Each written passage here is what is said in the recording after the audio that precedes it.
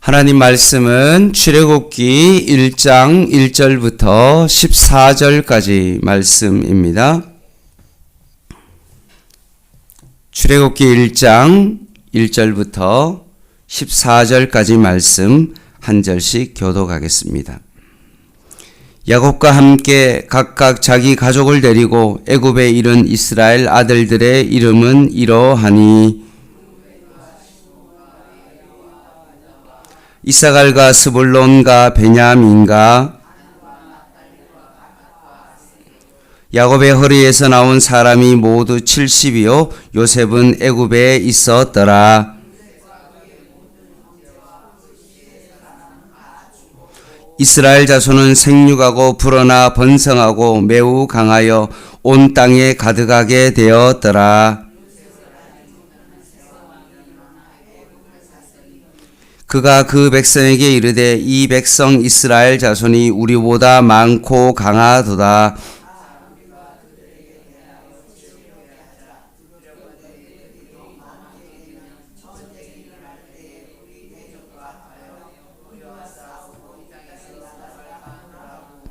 감독들을 그들 위에 세우고 그들에게 무거운 짐을 지워 괴롭게 하여 그들에게 바로를 위하여 국거성 비동과 라암셋을 건축하게 하니라.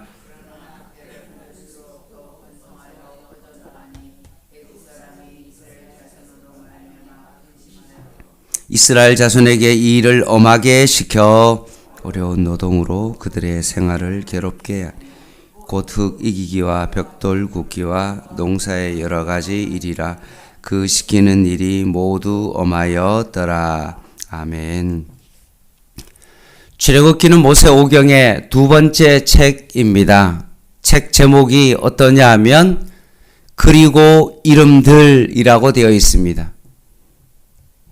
그냥 히브리어에 기록된 대로 그냥 그 앞에 첫자가 그 책의 제목입니다. 그래서 셰모트라는 요 단어가 그리고 이름들은 이러하니라 라고 되어 있습니다. 한글은 1절 하반절에 나와 있지만 원어 성경에는 처음이 그리고 이름들이라는 요것이 원래 책 제목이었습니다. 근데 이제 70인용으로 넘어오면서 그 제목이 탈출이라는 의미로 우리가 알고 있는 지금의 탈출기, 즉 출애굽기라는 이름이 불려지게 되었던 것입니다.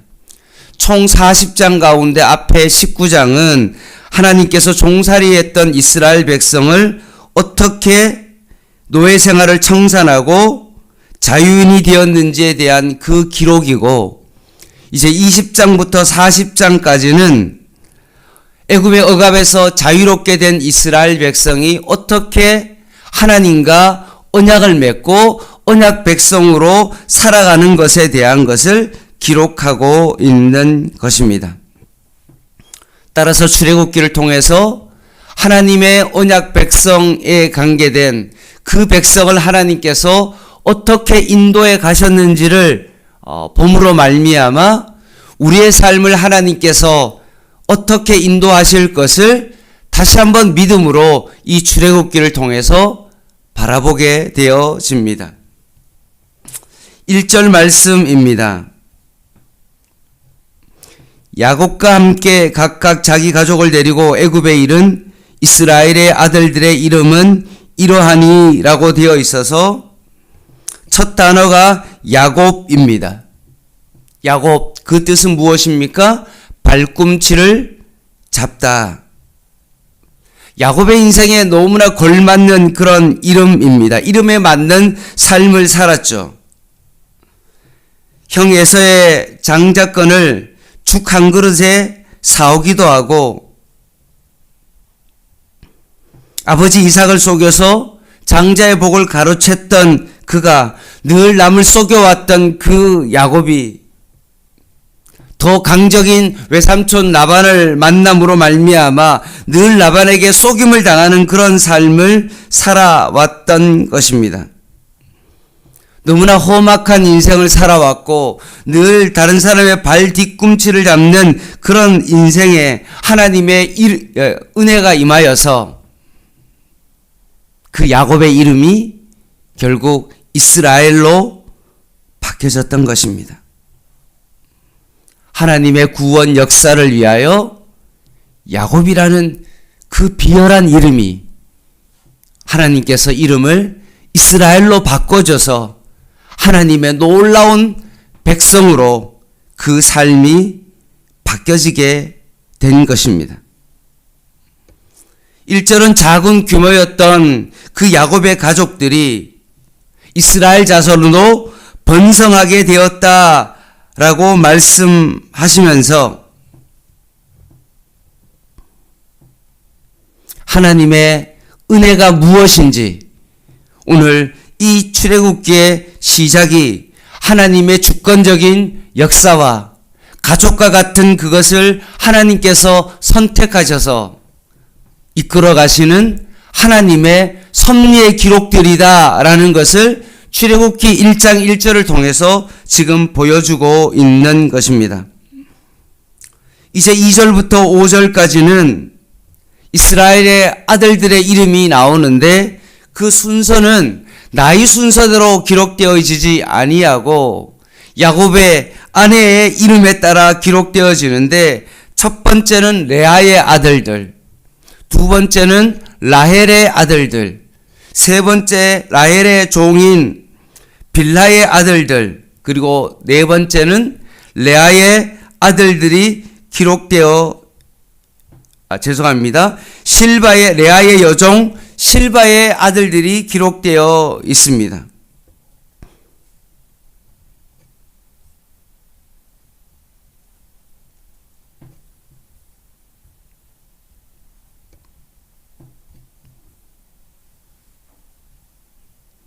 그리고 그 아들들을 설명하면서 그의 가족들이 70이다 라고 되어 있고 7절에 등장하는 온 땅에 가득하게 되었도다 라는 그 말씀입니다. 12가족이 결국 70명이 되었고 그 가족이 나중에는 출애굽할 때 60만에 이르는 장정만 60만이니까 결국 한 200만 정도 되는 엄청난 하나님의 역사가 일어나게 되었다는 것입니다. 6절에 보면 초기 애굽으로 이주했던 이스라엘의 모든 가족은 모두 다 죽었다. 그러나 이스라엘의 역사는 죽음으로 끝나지 아니하고 생육하고 불어나 번성하고 매우 강하여 온 땅에 가득하게 되었다. 첫 번째 세대는 죽었지만 하나님의 역사가 더 강력해서 다음 세대가 엄청나게 불어갔음을 말씀하고 있습니다. 고센 땅에서 충분히 번성했던 이스라엘 백성들이 하나님의 놀라운 계획하심에 따라 이제는 출애굽하게 될 모든 준비가 마치게 된 것입니다. 8절입니다. 시간이 좀 꽤 흘렀죠? 요셉을 알지 못하는 새 왕, 출애굽기의 그 왕조 가운데 히소스라는 그런 왕조가 있는데 그 왕조가 무너집니다. 그래서 새로운 왕조가 들어서게 되어지는데 이 왕조는 요셉과는 전혀 상관이 없는 다른 왕이 애굽을 다스렸다라고 그렇게 말하고 있습니다. 9절에 요셉을 전혀 알지 못하는 새 왕이 그가 그 백성에게 이르되 이 백성 이스라엘 조선이 우리보다 많고 강하다라고 되어 있습니다. 그냥 고센 땅에 한정되어 살면은 아무런 문제가 되어지지 않는데 워낙 강성해지자 새로운 왕이 혹시나 전쟁을 치르게 되면 우리 편으로 싸우는 것이 아니라 상대편으로 싸움으로 말미암아 그들이 이제는 탈출할 것이다 라고 위협을 느꼈기 때문에 10절에 보면 자 우리가 그들에게 대하여 지혜롭게 하자 라고 되어 있는데 원문의 뜻은 어떤 거냐 하면 교활하게 하자, 기민하게 대처하자 라고 그렇게 번역되어집니다.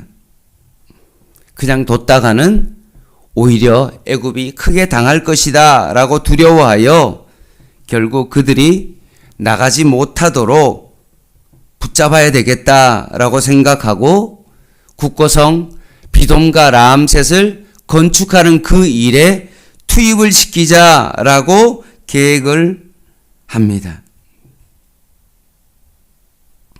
그리고 11절에 보면 감독들을 이스라엘 강제 노역을 위해서 특별히 관리들을 세웁니다. 그리고 무거운 짐을 지어 괴롭게 하다라고 되어 있습니다. 근데 요 괴롭게 하다라는 요 단어가 창세기 15장에 나오는 아브라함과 하나님께서 언약을 맺는 그 장면에도 요 단어가 나옵니다. 인간적인 생각으로 바라봤을 때는 새로운 왕이 이스라엘 백성들을 괴롭게 하는 것으로 보이지만 오히려 이것은 하나님의 역사고 하나님의 섭리요 계획 가운데 이 모든 것들이 지금 드러나고 있다는 사실입니다. 그런데 12절 말씀에 보면 그러나 학대를 받을수록 뭐라고 되어 있냐면 더욱 번성한다. 요 더욱이라는 요 캔이라는 요 단어는 지속적이다, 견고하다, 성취되다 라고 되어 있습니다. 오히려 괴롭게 하고 학대를 하면 할수록 오히려 더욱더 견고해지는 그런 일들이 벌어지게 된 것입니다. 그래서 더 극심한 억압 방법을 선택했는데 그것은 뭐냐 하면 13, 14절에 나오는 것처럼 노동의 강도를 높였는데 그 노동의 강도가 뭐냐면 흙 이기기와 벽돌 굽기와 농사의 여러 가지 일을 통하여 더 힘들게 시켰다는 것입니다. 민족을 말살시키기 위한 정책이었습니다. 근데 오히려 그것이 하나님의 역사하심이 되었고 오히려 더 강하게 이스라엘 백성이 강성해지는 그런 놀라운 일들이 벌어지게 된 것입니다.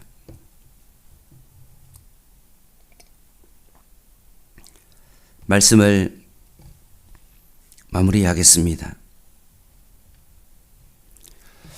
하나님의 나라와 교회의 모든 교회사를 바라볼 때 오히려 하나님의 백성을 핍박하면 핍박할수록 오히려 하나님의 나라는 더 강성해졌습니다. 사단이 더 밟으면 밟을수록 오히려 하나님의 역사는 더 강한 것입니다. 혹시나 나에게 고난이 강하게 찾아오고 나에게 어려움이 찾아온다라고 여러분 그렇게 느껴지면 여러분 어떤 생각을 해야 되냐 하면 하나님의 역사가 더 강하게 일어날 것 같다라고 예상할 수 있습니다. 그래서 오히려 사단은 방해하기 위하여 오히려 그들을 핍박하고 어렵게 만들고 더 고역을 심하게 함을 통하여서 사실은 핍박하는 게 아니라 오히려 사단의 전략이 오히려 어떻게 합니까? 더 편하게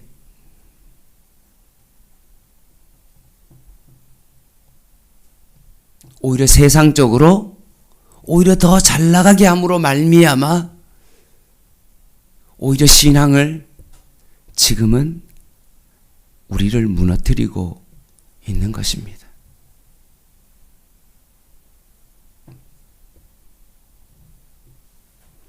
코로나를 통하여서 그냥 집에서 영상으로 편하게 예배드리고 한 번, 두 번 예배를 빠지면 예배를 빠지는 것이 뭔가 아무런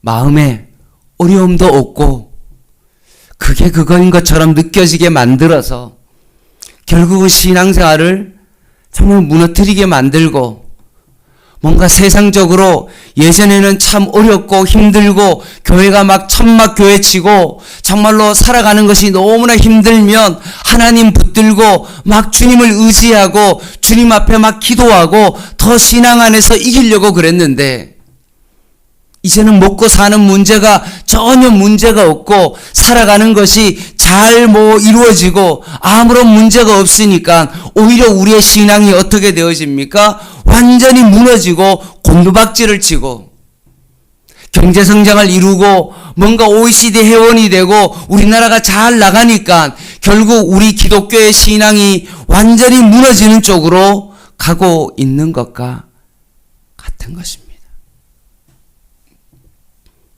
사랑하는 성도 여러분,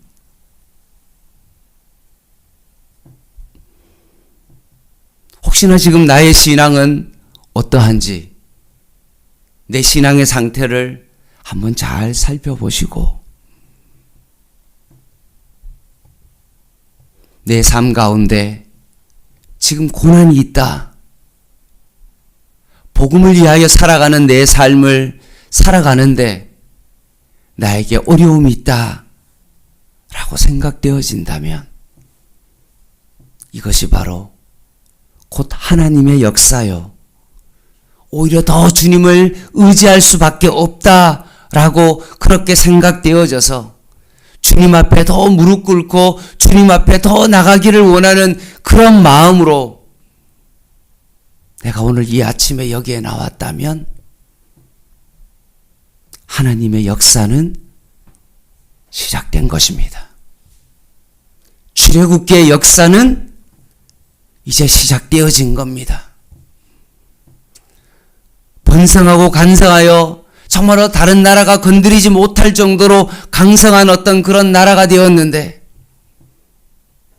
아마도 그렇게 뒀다면 이스라엘 백성은 아마 애굽에서 그냥 잘 먹고 마시고 살고 사고 파는 일이 그들의 삶 가운데 정말로 모든 것이었을 텐데 오히려 하나님의 역사가 시작되어서 오히려 그들을 괴롭게 하고 힘들게 함을 통하여서 출애굽기의 역사가 이루어졌던 것처럼 여러분의 삶 가운데도 이제 하나님의 출애굽의 놀라운 역사가 여러분의 삶 가운데 이제는 이루어지기를 주님의 이름으로 간절히 부탁을 드립니다. 기도하겠습니다.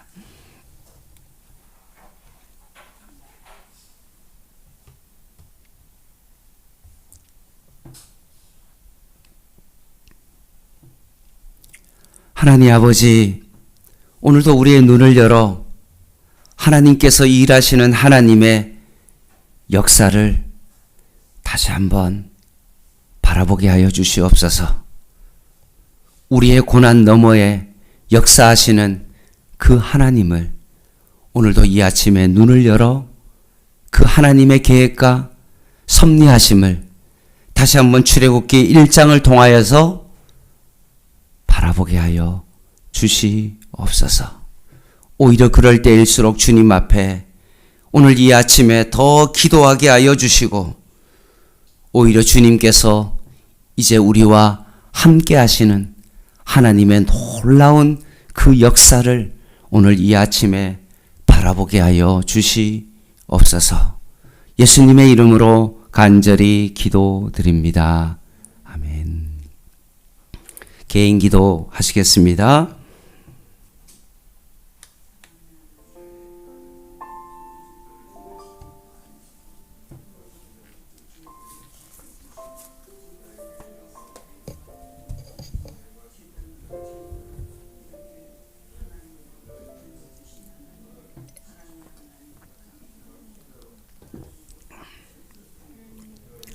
하나님,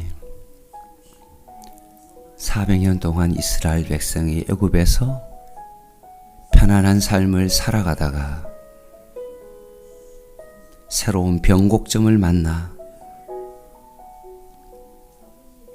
하나님의 그 역사하심을 다시 한번 바라보면서 우리의 인생 가운데도 고난이 오히려 우리의 인생의 하나님의 역사에 새로운 출발점임을 다시 한번 바라보게 하여 주시옵소서.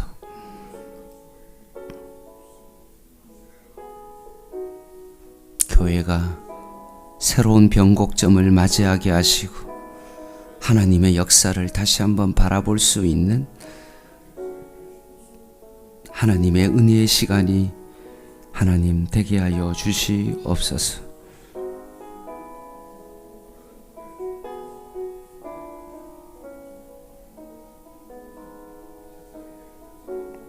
하나님, 하나님,